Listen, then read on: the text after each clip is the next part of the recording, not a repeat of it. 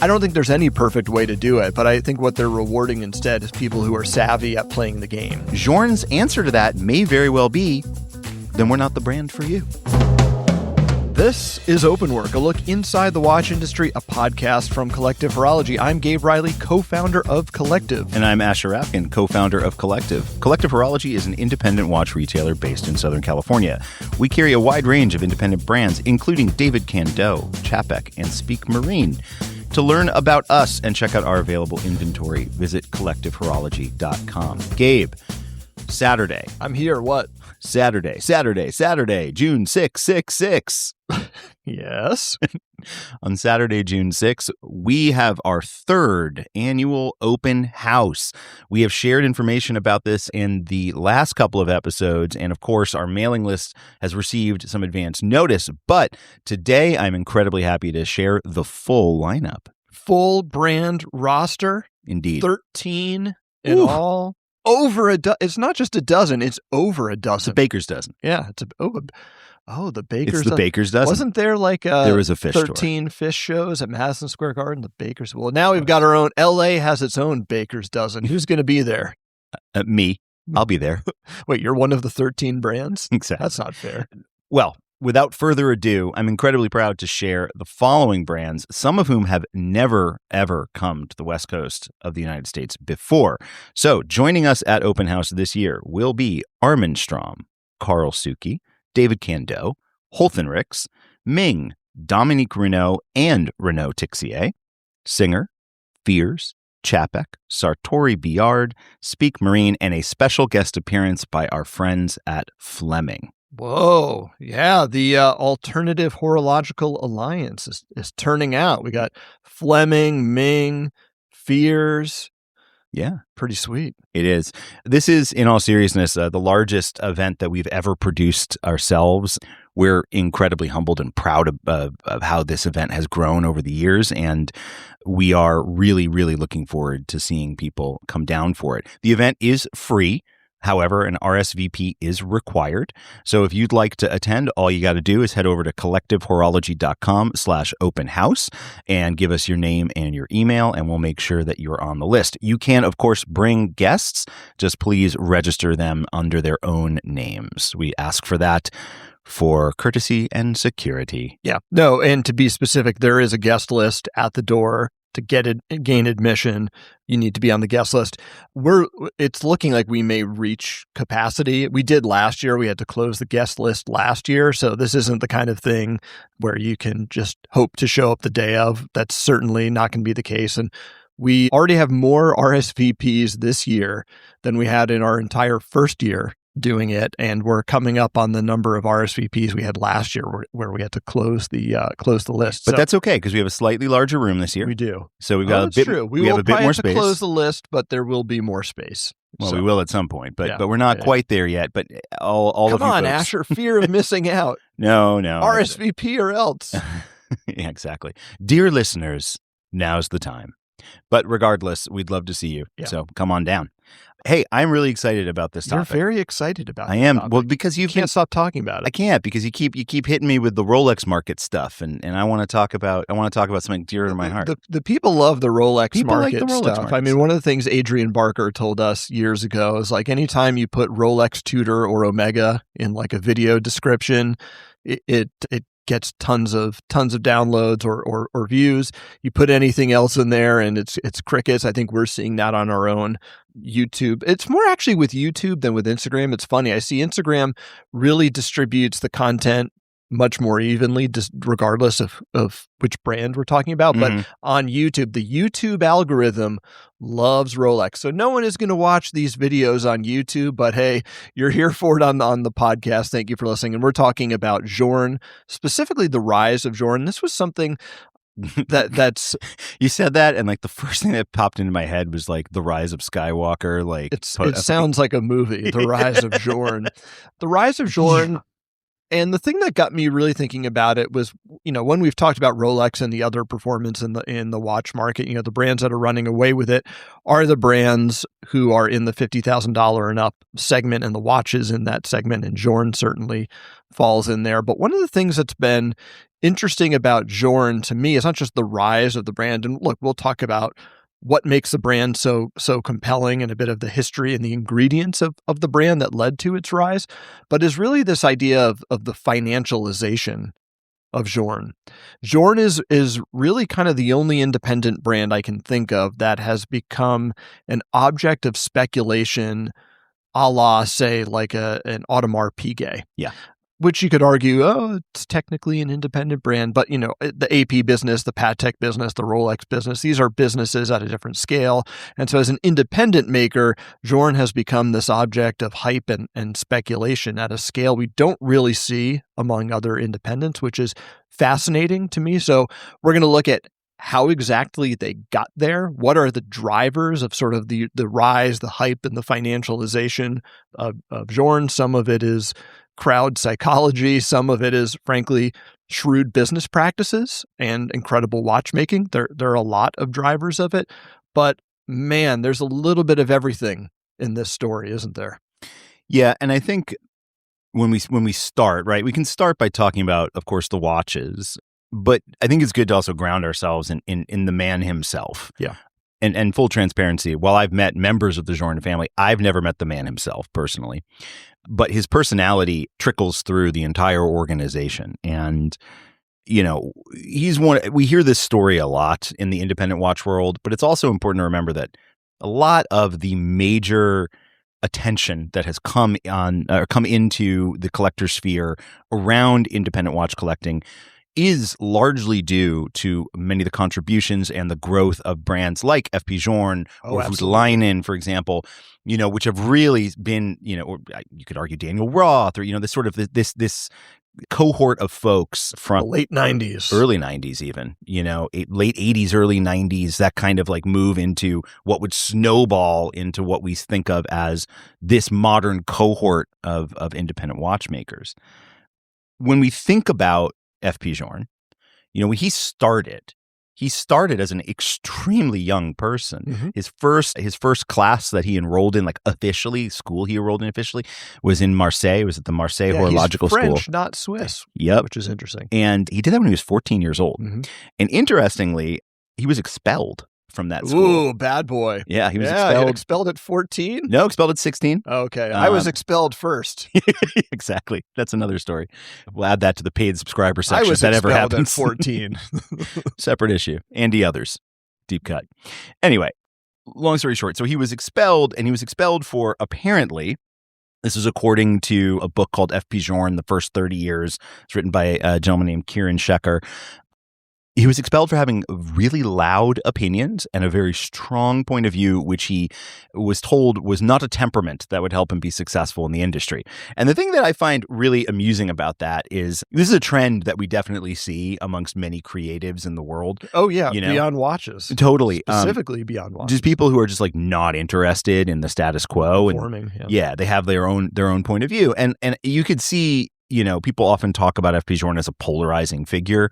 We're going to avoid that whole conversation because, again, I have no firsthand We've never met the guy. We have no opinion. But what is clear is because that's out in the ether, he's been this way forever. Mm-hmm. And there has always been this kind of, the counterculture that he has cultivated around watches and watchmaking. We'll talk about this, but, his watches are only popular in the last 7 years. Yeah, I mean, when I say late 90s, the brand was founded in 1999. That's when he launched at Baselworld 1999, the F.P.Journe brand. Right. And we can talk about what he was doing before that. But yeah, the first 20 years, essentially, of the F.P.Journe brand, most of the brand's history, it was certainly a successful endeavor, but it didn't achieve the kind of the renown and the hype and the speculative frenzy that we now associate with the brand, really, until the COVID era. And we'll talk about what happened there. But yeah, for the first 20 years of the brand, as you'd expect, F.P.Journe was sort of an independent watch, a darling of the independent watch scene, but very much a niche independent watch brand. Yes. And of course, we have to recognize too that he stands on other people's shoulders too, Mm-hmm. and has been very transparent and clear about his great affection, love, and admiration for George Daniels.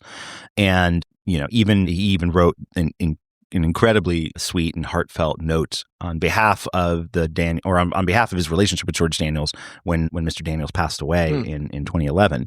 So, you can draw these lines, from all of the sort of, modern to, recently modern to granddaddies of watchmaking that ultimately lead you to F.P.Journe. Yeah.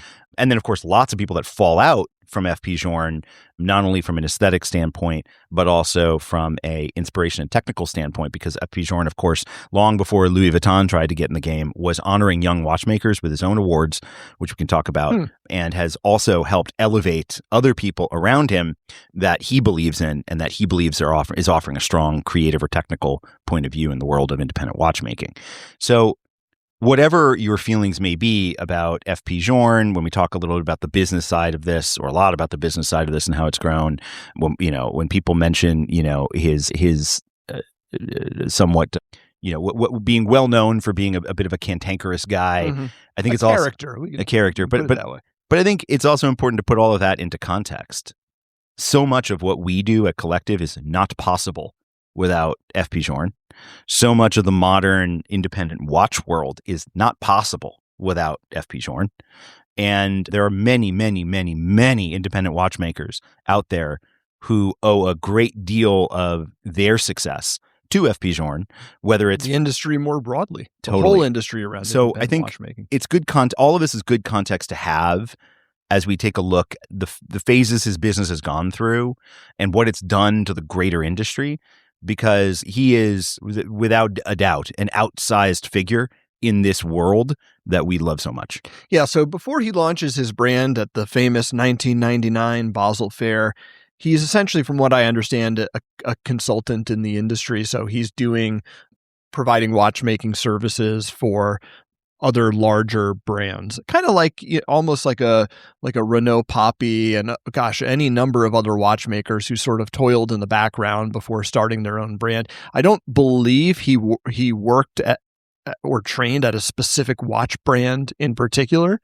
Well, no, I mean so after he left this Marseille horological school, he went to work for, I believe, his grandfather, who was a clock restorer, and he started building his own, like his first watch, which was a pocket watch. It was a tourbillon. He finished it in 1983. He started working on it in 1978. What took so long, man? Exactly. So that was his first real like piece under his own name. But he wasn't like a Sven Anderson or a lot of other folks who maybe started working at like Patek Philippe as a watchmaker and then departed to start his own brand. He was working independently for his whole career. Yeah, and he was making, it was a very, very small number of these, but he did make on commission a handful of these pocket watches. Oh, yes, that's right. For other collectors in Europe. And then he made his very, very first watch, which was also a tourbillon, in 1991.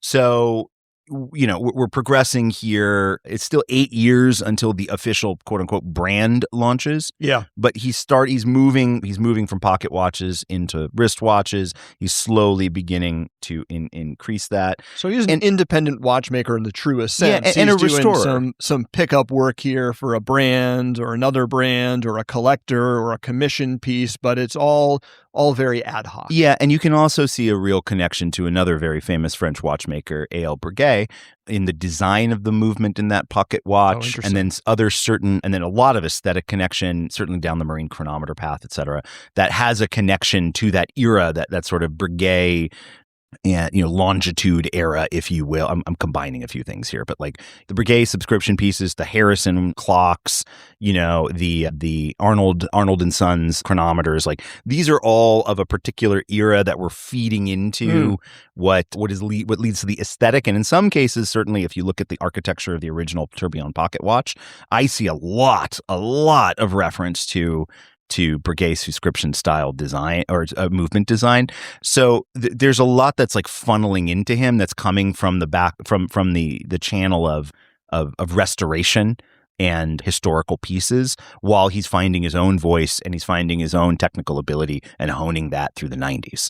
So he launches his brand, the F.P.Journe brand, at the Basel Fair in 1999. There's a couple interesting things here. First, I believe the first watch he launched was also a tourbillon wristwatch. It was the tourbillon Souverain. Yep. And one of the interesting stories, and so what I think there's a couple things going on here with Journe. Like, one is he definitely borrows from classical watchmaking and classical aesthetics, but also very much puts his own stamp on things and brings his own innovation to things.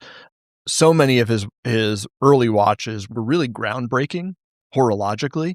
Many of his modern watches are. Yeah, but I mean, he came out of the gate strong. It wasn't just like, oh, here's a beautiful classically rendered handmade watch. He brought real technical innovation, combining things like tourbillons with constant force mechanisms. Very famous for one of his earliest watches was his resonance piece. So he's doing things that are not just classically appealing horologically, which I think is part of his appeal, but also breaking new ground.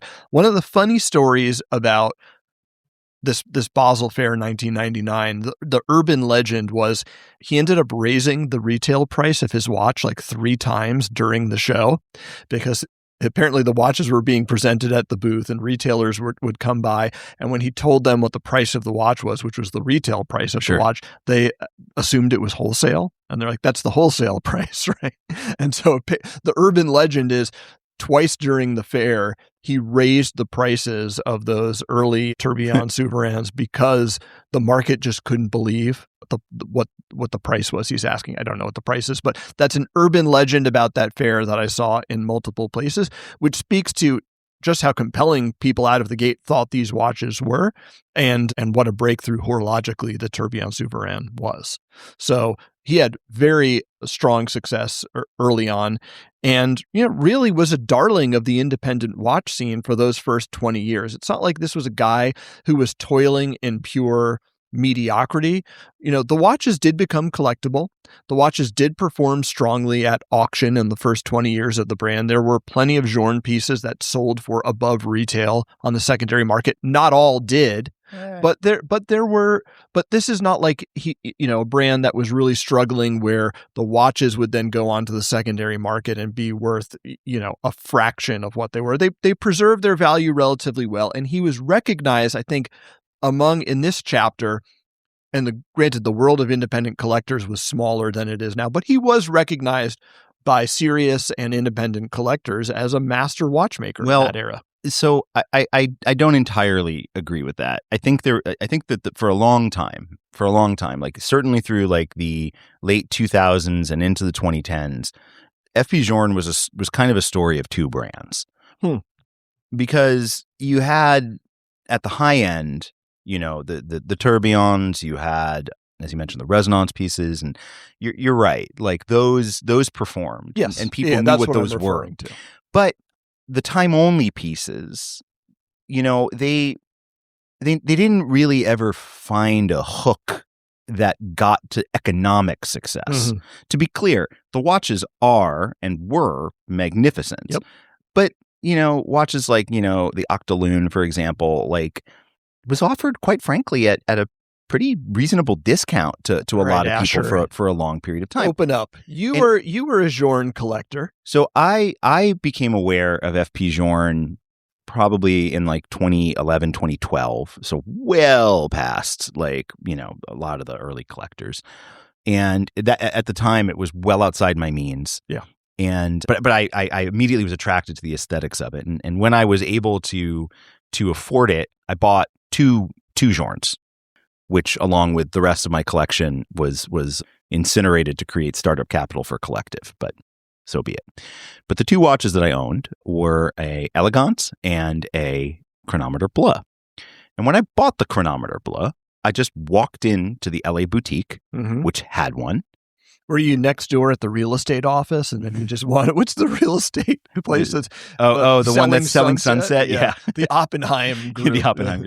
Yeah. I find it hilarious that they're next door, but they both wear like Rolexes. Yeah. But whatever. Anyway. So you're at the Oppenheim group and you wandered over to the Journe boutique. I was over there pitching some reality, but I go into the Journe boutique and I just bought it. Just bought it.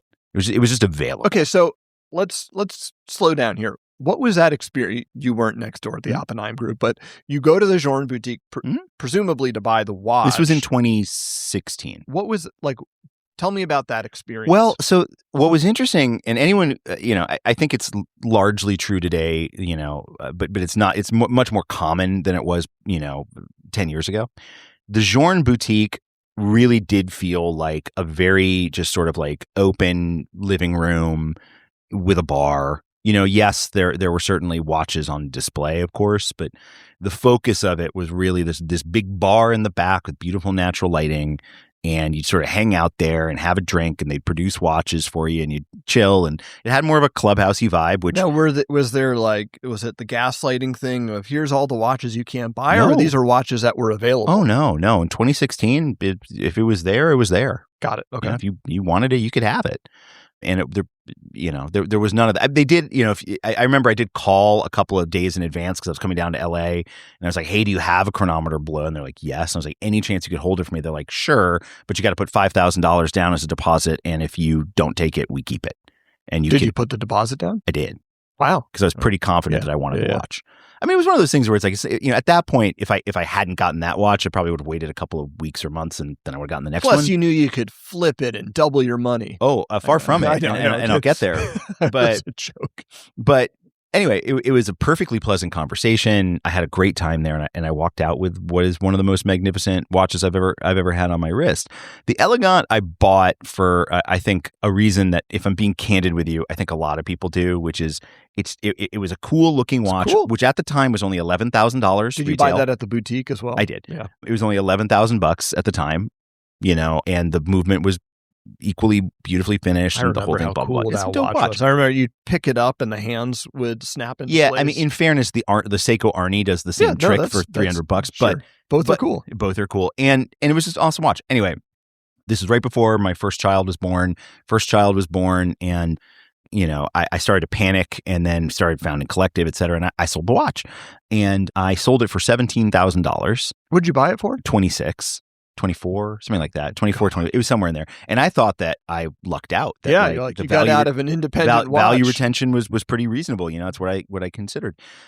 And then I remember another retailer, because at the time, Journe was also distributed through a small number of retailers. A retailer that I knew, who I'd done some business with, sent out a list because he was being closed as Journe was going boutique only, and they were blowing out the watches. You could buy an Octa for like, $20,000. Oh, so this was like an email to their clients, like, "Hey, these watches are on sale." Yeah, this is like 2019. Wow. So, again, at this point, like, dealers are saying, like, they're going in house. It is what it is. We got to get rid of this clear stuff out. That's sitting on our books. And then the pandemic happens.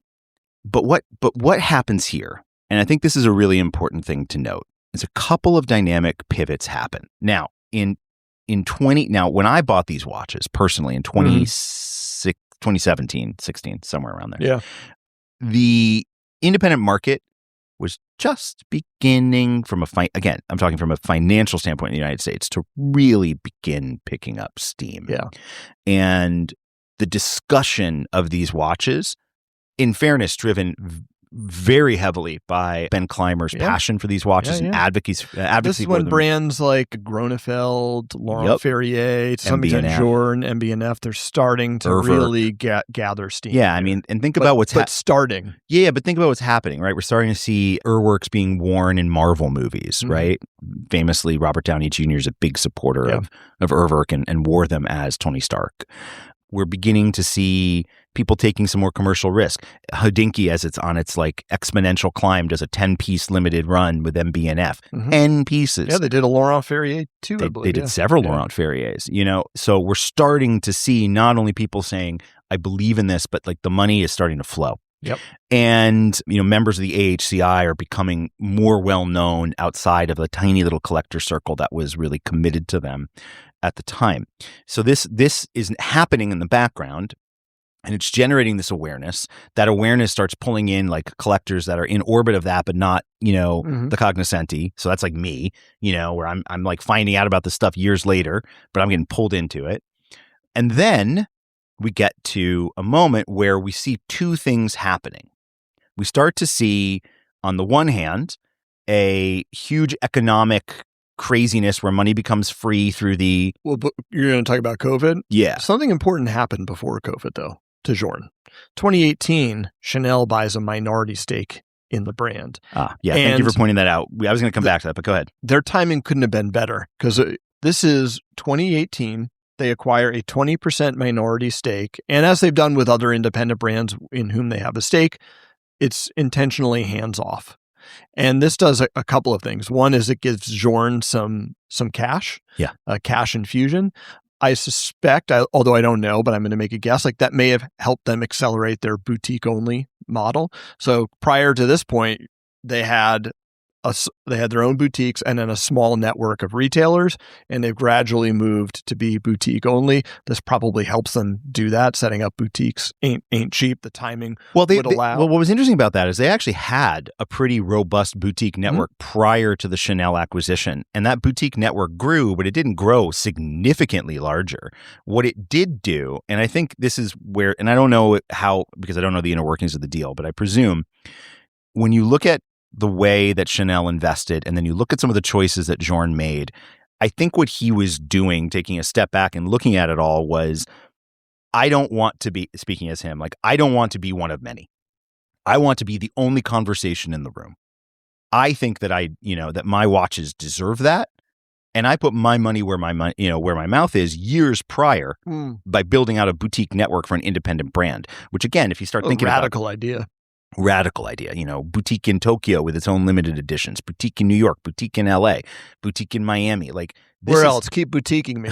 That's what I know off the top of my head. Obviously in Geneva too. And the Geneva boutique, by the way, I went to the Geneva boutique in like 2018 before it like moved into its new space. Like it was literally like a second floor corner. Like, this was like a flag planted, but it wasn't, it wasn't. Remember, the fancy. second floor is the first floor in Geneva. There you go. But he clearly believed long before he went boutique only that was where he wanted to go. Mm-hmm. He built that infrastructure before he. So why does he take the money? He's got a successful operation. He's got a boutique network. He's got a tight retail network. He's so successful, making 800 to 1,000 watches a year. They're doing relatively well for an independent. Why take the money? Again, this is speculative based on looking outside and what we know about the business, but it wasn't a tight retail network. It was a small retail network. But I think, in some cases, and he was working with some great partners, don't get me wrong. I mean, he was working with like the Hourglass, like I remember seeing some pieces at the Malmaison. Like, if Collective was around then selling independent watches, we would kill to be a Journe retailer. Totally. So it's no shade on these retailers, but I think the reality was, and the Malmaison is a great example of this in Singapore, like you went into this palace of independent watchmaking and there were just like watches everywhere. And Journe was on the second floor. Or the first floor, if you will. But my point being, like, it just wasn't the focus, know? Okay. And I think a lot of it was, well, if I want to see my watches increase in value and desirability, it needs to be a singular focus. While this is happening, and people are starting to pay attention to it, and they are starting to reach out, and they are starting to buy, COVID happens, and we start to see... Just to put a capstone on this first 20 years of Journe, 1999 to 2019, the brand can stand on its own as an independent. Absolutely. It has its own retail network. It's making 800 to 1,000 watches a year. It's presenting horological breakthroughs. Against any metric, then or today, it's a successful independent brand. It's a blue chip independent brand. So much so that before things go crazy, even Chanel buys a 20%. Totally. Runaway success in the world of independent watchmaking. Yes. Now, Asher, take us to the age of masks and free money. Right. I think there's debate over how intentional this was. There's denial, a fair amount of denial about it. But again, let's just look at the facts. A significant number of F.P.Journes over the course of the late 2010s and certainly leading into COVID were starting to be snatched up pre-owned. And they were being snatched up by a lot of dealers, but predominantly, and again, this is anecdotal because they don't talk about it, the 1916 company, or at that point, Watchbox.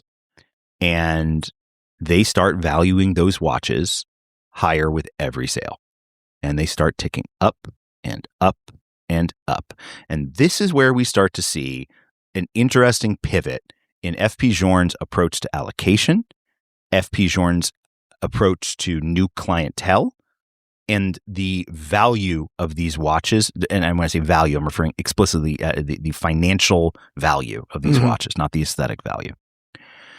And this creates ripples through the watch community because suddenly Chronomètre Bleus that were, $24,000, $25,000 retail watches are being sold for $100,000. Now, look, we are seeing this all across, the world, and everyone remembers the era of the $175,000 5711, the $20,000 Submariner. Hey, it's Gabe. Openwork is proudly ad-free and requires no paid subscription. If you'd like to support the show, please take a moment to subscribe, rate, and review on your podcast platform of choice.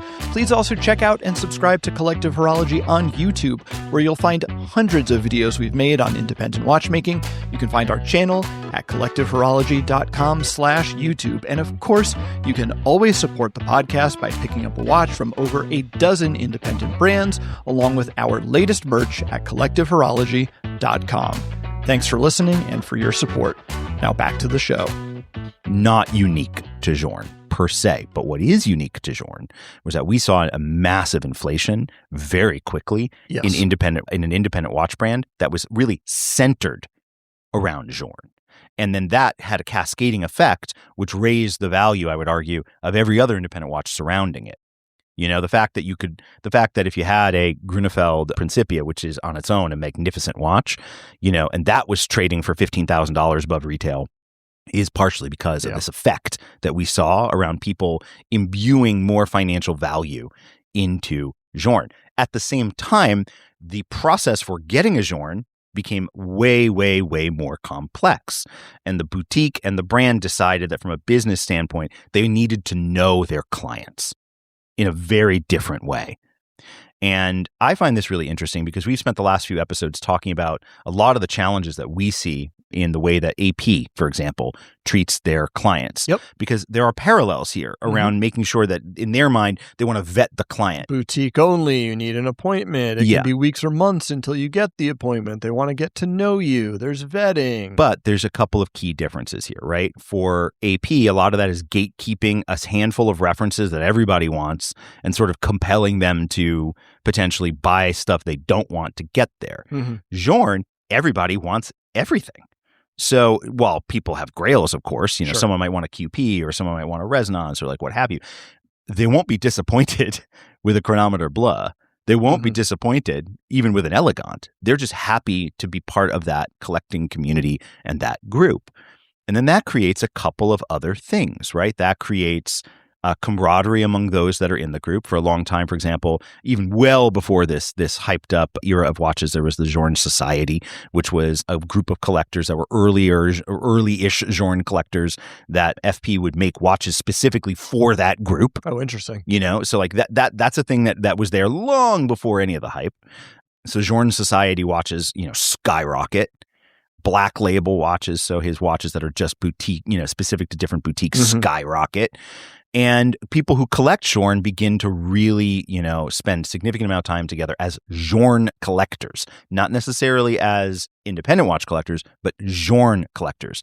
And what I find really interesting about this pivot, this period, is that a lot of the time when you meet with an independent watch collector, many will self-identify as an independent watch collector. Yeah. Journe collectors often will self-identify as Journe collectors, which is very close to the way you might see someone talk about Patek Philippe, for example. Yeah, I think there's a lot. I think a big entry point into Journe, specifically around COVID. And you're right, there are plenty of Journe collectors. The Journe Society is a great example. I totally forgot about that, but I remember before COVID learning about the Journe Society and thinking how cool it was. We know a couple of people who are or were members of the Journe Society, and so of course there are people who really are Journe collectors or independent watch collectors who also collect Journe. But during COVID, I noticed something happen, which was the vector for entry into Journe changed. Instead of being in that first chapter of Journe, it's like, I collect independent watches. I'm interested in independent watches. Therefore, I'm interested in Journe. It started to change where the vector into Journe was, I collect AP. I collect Patek. I collect Rolex. Now I'm going to get into independence, and I'm going to do that through Journe. Well, I think there's two reasons for that. The vector into Journe becomes about hype and speculation and value retention. And that becomes this entry You're missing point a key element, which is critical to the success of their business, which is a community angle. So I'm not saying that there isn't a community angle, but I think the vector for how you get into Journe starts to change, or at least expand, and there becomes a new group of collectors who are into Journe, and their vector is, I'm into Journe because I have the Rolex, I have the Patek Philippe, I have the AP. Oh, where else can I look? And Journe has a lot of the ingredients. One of the things I was really trying to understand around COVID in particular, and this hype and speculation around Journe, is why? What about it? What was there some social, psychological, or behavioral economics thing that drove it? Was it something that the brand did? Was it a hit product? Was it just money is cheap? And it's sort of a lot of everything. Well, a lot of it is that the floor for Journe kept climbing. And I think if you are, I don't want to define people, but I think for a group of collectors, if you're collecting Rolex and Patek and AP, there is one thing that is pretty consistently true about all three of those brands in the modern era of collecting, which is that from a financial standpoint, some references notwithstanding, most of your money is safe. Yeah, value retention. Yeah, and for Journe, that suddenly created a floor in independent watches, which had never been there before. Mm-hmm. So if you are a collector, if someone is a collector who wants to collect but also wants that level of confidence from a financial standpoint, that comes from both the growth of the brand and the market reality and dynamics that happened with the growth, with the significant amount of purchase and resale of these watches, suddenly Journe looks like not only a hypey and whatever, blah, blah, blah, important watches, whatever, also a financially safe decision. And that is a profound shift in the world of independence where none of that had ever existed. That's my point. This is like the new vector into Journe, is this value retention thing. And so I'm trying to understand, like, how did we get there? And I think my theory is like there's a few pillars that really set Journe up uniquely to get there. Okay. First and foremost, as we've said, the watches are extremely high quality, incredibly impressive. These watches are horologically unimpeachable. So the watchmaking bona fides are there. Number two, they are inherently and actually limited and scarce. Yes. Journe has consistently produced about 800 to 1,000 watches a year before COVID, during COVID, and after COVID. This is not a brand that saw demand spike and then ramp production and get over its skis. The production and the availability is genuinely limited. Number three, they had already set up and laid this foundation for this boutique-only sales model before COVID had ever happened. There weren't other independent watch brands, at least on the scale of Journe in terms of that boutique footprint, that had that boutique footprint and model similar to the way, AP now distributes their watches. So they had these pieces in place. It's a great product. It's exclusive. The distribution is tightly controlled. And then finally, and I think this is really important and not something I've seen focused on elsewhere, it's aesthetically easy to understand and to get into. Now, Journe manages to both have a very idiosyncratic design language. Like you look at a dial of a Journe watch and you take the logo off, you know it's a Journe watch. However, it's not so idiosyncratic that it's inaccessible. It's highly referential to a very particular era of classical clockmaking. But it's still distinct to itself. Sure. It's not like an also-ran Breguet design. You know what I mean? No. So when we had Tim Jackson on this show, legendary independent watch dealer who's been in this business for over 20 years, one of the things he talked about with independent watches and the brands that tend to succeed over time is they're really not the ones that have these very crazy, idiosyncratic, wild designs. Everyone who's into independent watchmaking will say, I love crazy avant-garde designs. I love the gonzo stuff, the stuff that's bonkers and wild. The truth is where people put their money and what they actually invest in, generally speaking, not everyone, but generally speaking, painting with a broad brush here. There's some things that are classically designed, and Journe has that as well. And these 4 pillars are the reason why this brand is in this unique position that almost no other independent brand is, or very few other watch brands, period, are in, that helps it take off in this way. It's not just free money. It's not just the Rolex collectors looking for the next thing. Journe deserves tremendous credit for all of these things. They deserve credit for the discipline to stick with their production. They deserve credit for the incredible watchmaking. They deserve credit for building a tightly controlled retail network. And they deserve credit for a beautiful, idiosyncratic, yet accessible design language. Well, the tightly controlled retail network component, I think, is also really fascinating, and it demonstrates what a brand can do when it's got the wind at its back from a financial standpoint, right? There are plenty of brands out there for whom demand exceeds supply, but not every brand has as deep a personal relationship with each individual collector. What's interesting about the way Journe does things now is you will if you are a Journe collector, first you have to be welcomed into the fray, right? You have to spend time at the boutique. You have to make a case for yourself. Can I ask you a question? Because you know more about this than I do. Is that true? I know yes. Journe famously says, it's not about how much money you have. We want you to come to events. We want to get to know you. We want to truly... How many watch brands and dealers tell us that? Is that actually true? Yeah, it's true.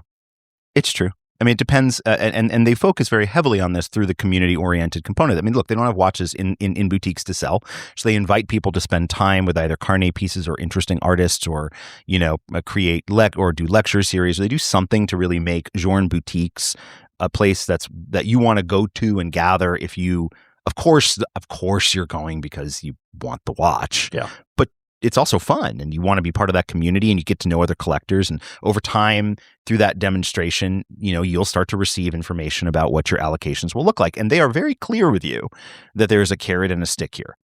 And if you sell the watch that you buy from them, you're out. So that creates automatic churn, and they will... Much easier for them to figure out who's selling their watches when they're only making several hundred a year. Totally. And they'll do that quite clearly. It's, and it's different than AP in my mind, who's making, tens of thousands of watches a year, and they're much more serially produced. It's a different kind of, and also AP, it's a little disingenuous because if they make you buy a thing to get the thing that you want, and then are mad at you for liquidating what you were forced to buy. That's a great point. It's like a little absurd. Whereas if you're talking about Journe, how dare you sell those 5 watches we force-fed you for that Royal Oak? Exactly. Versus Journe, where, presumably if you're there for the love of Journe. Mm-hmm. And, whatever your first allocation is your first allocation. And presumably you've worked with the salespersons. They don't try to allocate you something which you cannot possibly afford. You know what I mean? And by the way, they don't want that either, because the last thing they want is that the thing on your personal balance sheet that's tipping you, into insolvency is their watch, because that means it's the first thing to go. Exactly. Yeah. So, my guess is like part of the reason I want to know you is like, well, let's figure this out. Like maybe you're a $25,000, $30,000 collector now. Maybe you'll be a $200,000 watch collector in 10 years. We'll work our way up to that. And then other folks might start and they are a $20,000 watch collector or $200,000 watch collector to get started. People start at different places, different brands, but they really do know you and your watches. And I think that creates this interesting social pressure too. Because now it's not just between you and the boutique owner or rep or whatever, boutique director. Mm-hmm. It's between you, the boutique director, and everyone else in the club who's going to know that you got kicked out. Oh, interesting. Yeah. Right? Because like if Gabe says, I want to start collecting, you go to all the events, you spend all the time. What happened to Gabe? Gabe sold his Chronomètre Bleus. Yeah, no wonder I got kicked out of the AP house. Exactly. Well, no, that was for drunken behavior. but in all seriousness, jokes aside, it's a really interesting thing, because you could say, well, wouldn't every brand do this? It's like, well, of course they'd love to, but they can't. Yeah. They don't have. They either don't have the lower production, they don't have the demand, they don't have the brand. Like you could find, but Journe's got all of that. Yeah. And exactly. For the people for whom it's truly lightning in a bottle. It is. And for people for whom F.P.Journe is their, pinnacle of collecting and watchmaking, the social incentive to be a good, a good citizen of that group is very strong. Very strong. Okay, but do you think they're creating, I have 2 questions for you. One is, do you think they're creating incentives for people who play the game versus people who, really want the watches. So again, if one of your vectors, well, I think those two circles overlap very heavily. well, no. Let me tell you what I mean. Sure.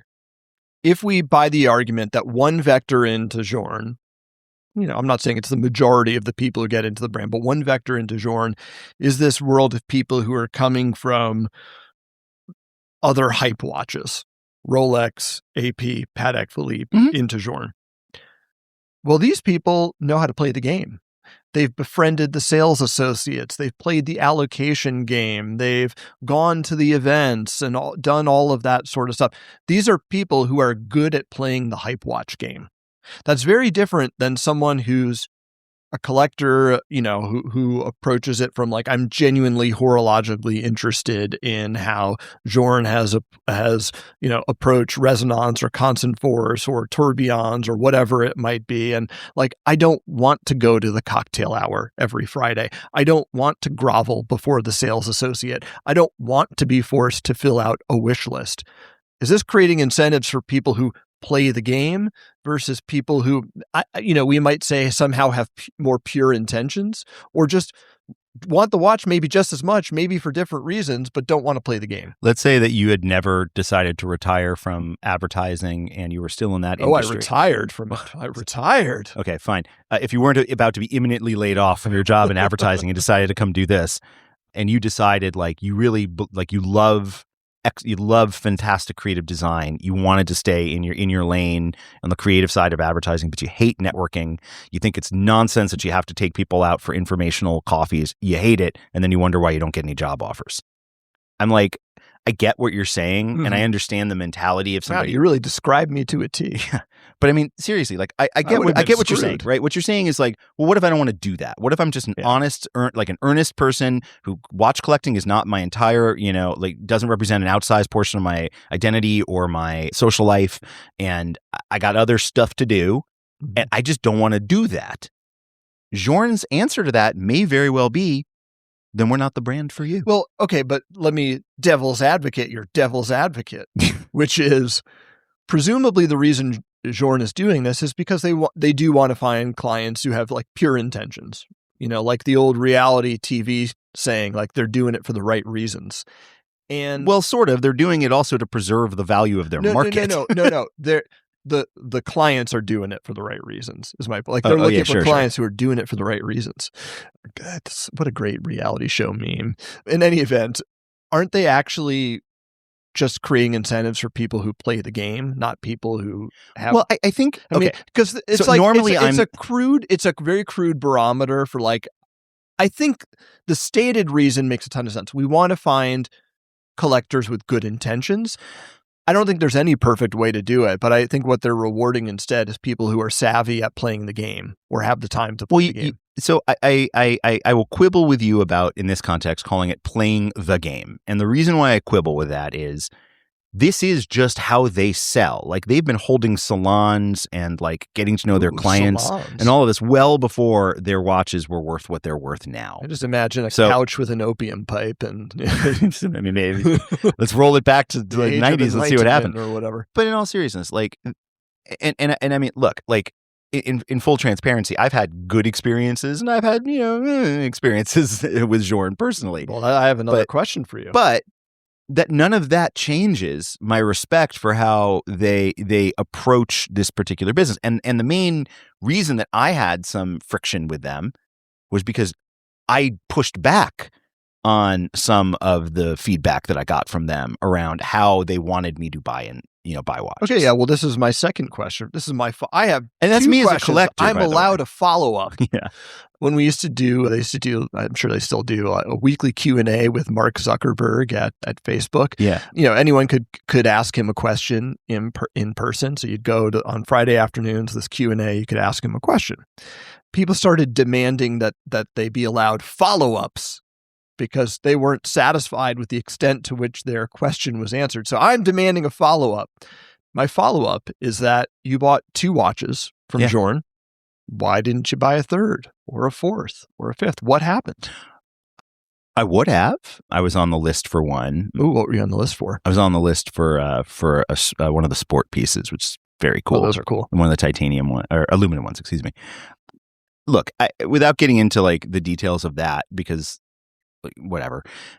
Ultimately, I decided, to your point, like Journe is a watchmaker I admire. It's not the only watchmaker I admire.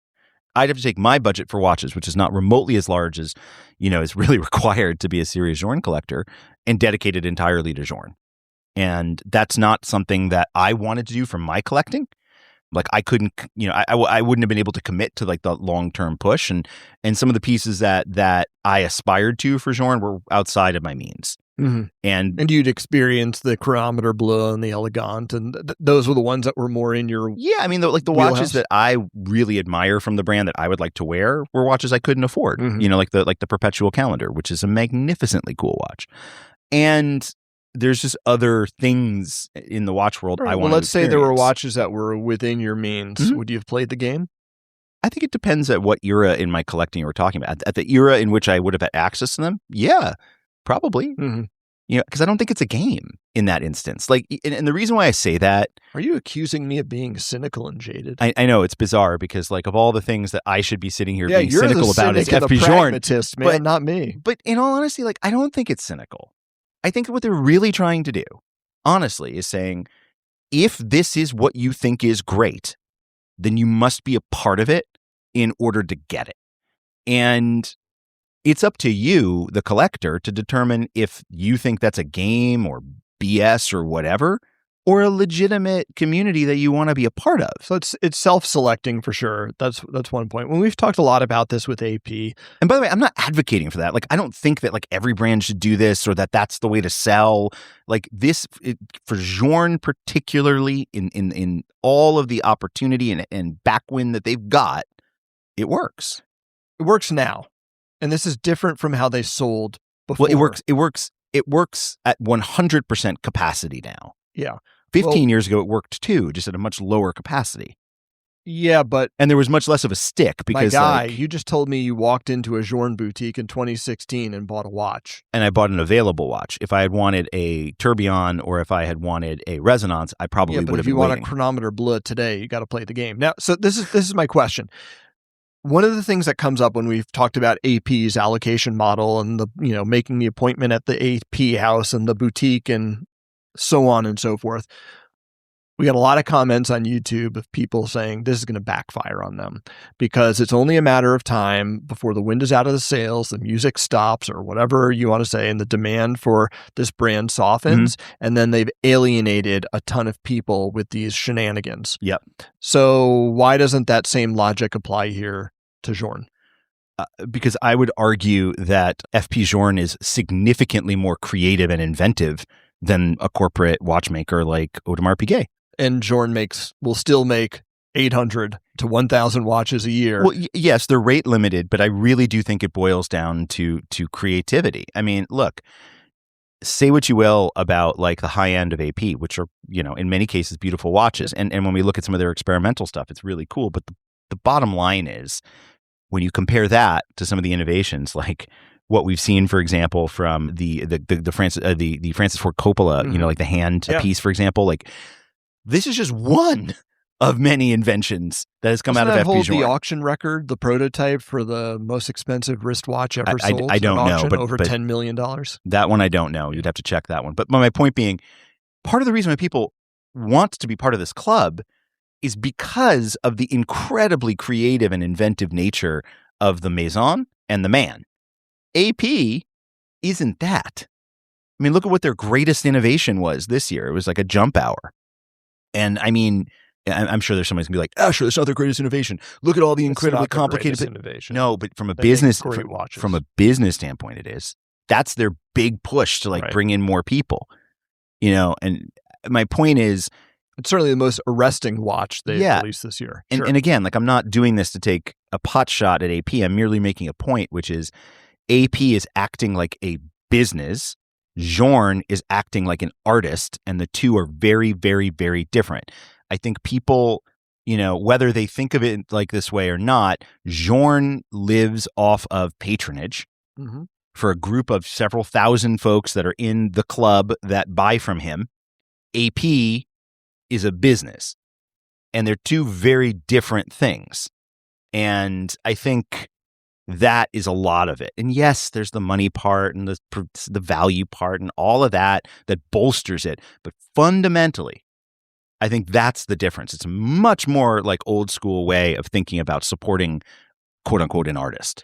Yeah. And I think the proof is in the pudding. Look, the fact is we're out of the COVID watch bubble. We all know that.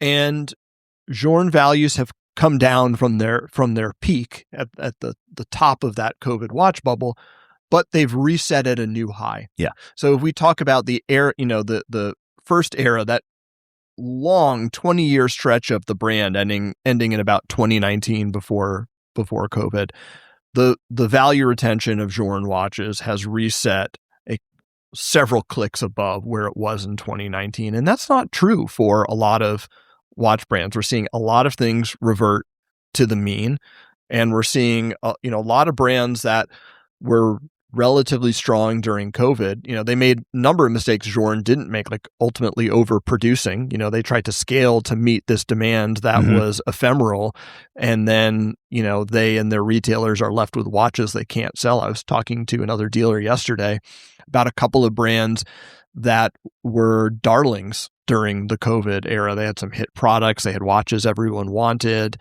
and now the dealers are just awash in these things and they don't sell because those brands made the mistake of overproduction and flooding the markets just when the demand was going away. Journe didn't do that. No. And this gets to Journe can't do that. So I mean, you're right. Journe's, the quality is there, the inventiveness is there, but it's truly rate limited. It's truly limited. They've maintained tight control of the retail network. They're not awash in watches, and they've reset at a new normal for them. And the proof is in the pudding. The demand remains there for the brand, which is pretty cool. Yeah. And I mean, so much of that personality really does come through. I mean, even on the watch itself, you remember what it says on the dial? It's so good old Latin, invenit et fecit, which means invented and made. Right. I invented it and I made it. Yeah. And I think that right there, like so much of that. Mr. Schroeder would be proud of you. The listeners, that was our 7th grade Latin teacher. Caecilius est pater. Yeah. But my point is, taking away everyone's hot takes and opinions and the rest of it, that's the difference between him and an AP. Mm-hmm. That's the difference between him and a Patek or whatever. Because if you really, really like the creator, you want to be in the creator's house. Yeah. I think it's very easy. Look, the cynic in me looks at Journe, because I've never been into Journe. Like, I've always admired the watches, but it's never spoken to me personally, or I've never felt personally compelled to own one. There are a lot of brands that I look at and that I admire, but I'm not really so interested in owning. Like, a more conventional example would be a Grand Seiko. I have the highest regard for Grand Seiko's products. I really do. This is not for me. This is not my vibe. Journe falls into that wheelhouse. And so, I just never really spent as much time researching and thinking about Journe as I did in preparation for this. You clearly know way more about the brand and have much more firsthand knowledge, of course, as well. But, I went into this really about, thinking about like this financialization of Journe, and the success of Journe really based on speculation, greater fool theory, and value retention, all that. And I actually came away not just from this discussion, but even just from the research, being like, oh my God, this is an incredibly well-run business. Yeah. The products are astounding. The discipline of how the business is run is unheard of, and they've managed to make products that are not just astounding but accessible. You look at a Journe and you just know it's a beautiful watch. Yeah. And it really, as we've said about some other brands that have succeeded to this extent, Journe really is a case study of one. It's a singular business and really just remarkable. So you can take all the hype away. You can take all the annoying games away. You can take all the annoying, Richard Mille collectors who now want a Journe away. And you just look at really what's there, and it's remarkably impressive. It had the ingredients to get there that so many other brands would love to have. Couldn't agree more. All right. Thank you, Mr. Journe. Thank you, Mr. Journe, and thank you for listening. Openwork is, of course, a production of Collective Horology. You can find us online at collectivehorology.com, where you can also learn about and RSVP to our open house event. You can also get in touch with us, and to do that, just email podcast@collectivehorology.com.